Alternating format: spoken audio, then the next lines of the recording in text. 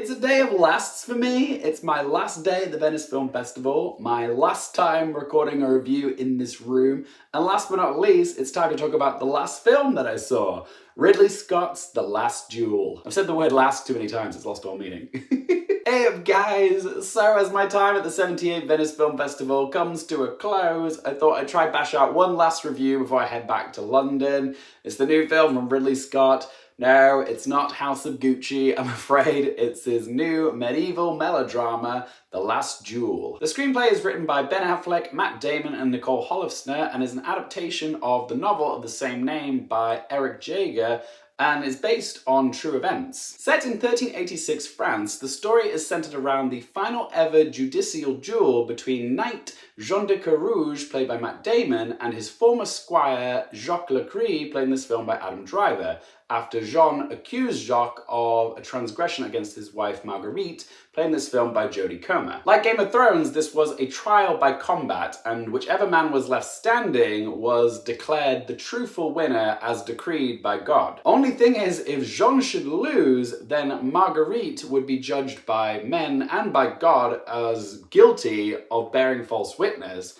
and would be subsequently punished by being burned at the stake. So as you can tell, the stakes in this film are high. But before we go any further, if you guys have been enjoying my Venice Film Festival coverage, please do help support my channel by subscribing, hitting that like button, or by leaving me a comment in the comment section down below. It really does help, and I could really use all the help I can get. I have to admit, I was nervous for The Last Duel.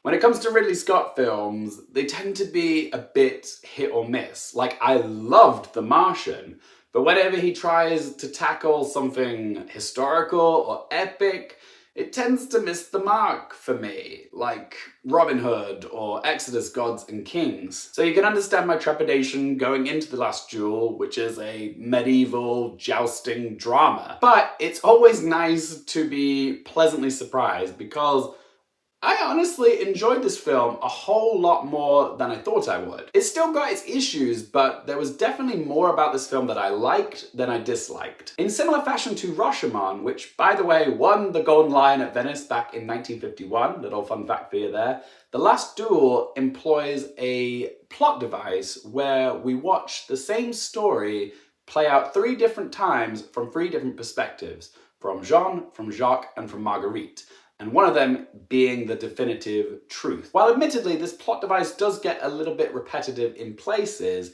there was enough subtle changes in each person's version of events that kept me engaged. It just goes to show that perspective is everything, and there's 2 sides to each story, sometimes 3. I also liked how, even though this was a medieval drama, it felt very much of the now.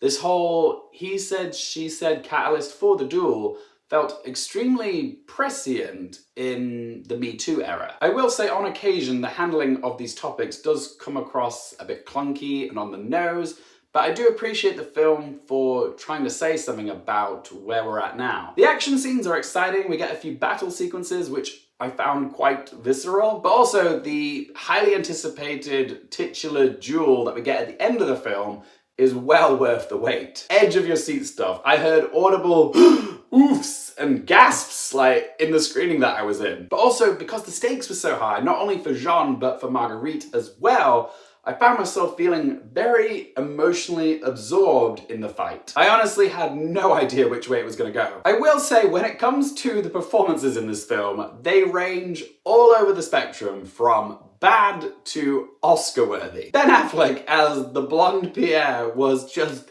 laughably bad. I mean, that accent, it's not like Shakespeare in Love bad, but it was distracting to say the least. I couldn't even tell you what accent he was going for. Alex Lawther, who's usually great in anything that he's in, I thought poorly misjudged his characterization of King Charles VI.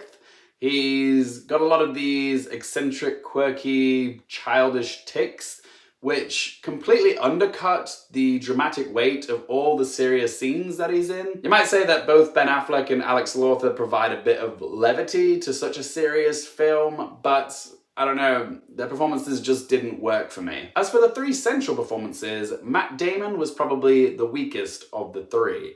And that's because he gets the first chapter where the story is being told from his perspective, And that first chapter felt noticeably more rushed than the other two that follow it. Adam Driver is as reliable as always as the fiendish Jacques.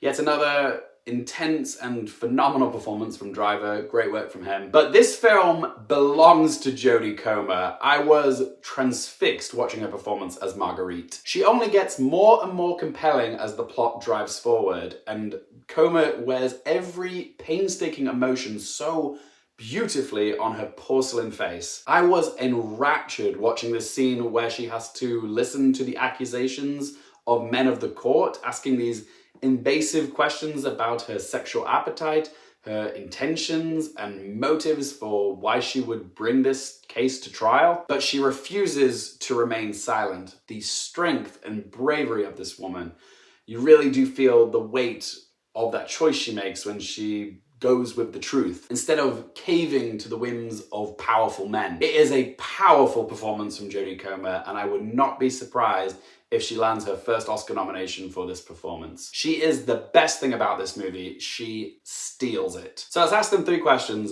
Firstly, would I watch this again? Absolutely, just for Jodie Comer's performance alone, but also the action scenes as well was so much fun to watch. Question 2, do I recommend it for you guys? Yes, I do. If you like the whole trial by combat stuff from Game of Thrones, or just amazing performances from Adam Driver and Jodie Comer, then yes, this is right up your alley. I recommend it. And third and final question, what score would I give it out of 10? I was pleasantly surprised by The Last Duel. It's not without its faults. Lord knows it's got some issues, but I was emotionally invested. I felt how high the stakes were.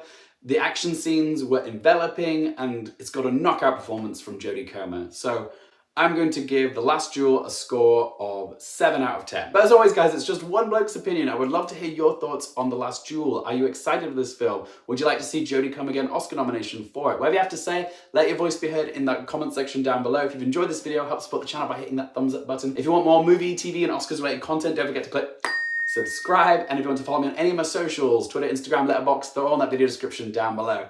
And as always, thank you guys so much for watching. For more things related to movies, TV, and popcorn culture, I'm Lee Carefield, and I'll see you next time.